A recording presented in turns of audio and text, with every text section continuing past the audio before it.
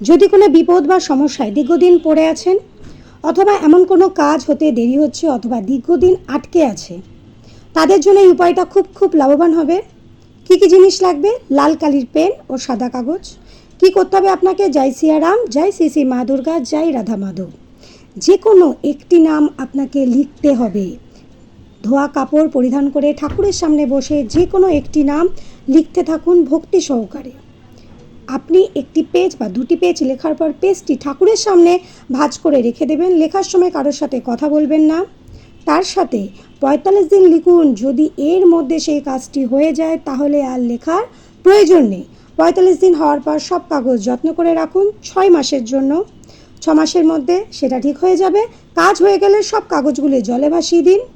তার সাথে বিশ্বাস ও ভক্তি নিয়ে যে করবেন রেজাল্ট কিন্তু সেই পাবেন। কিছু জিজ্ঞাসা থাকলে কমেন্টস করবেন। রাধে রাধে।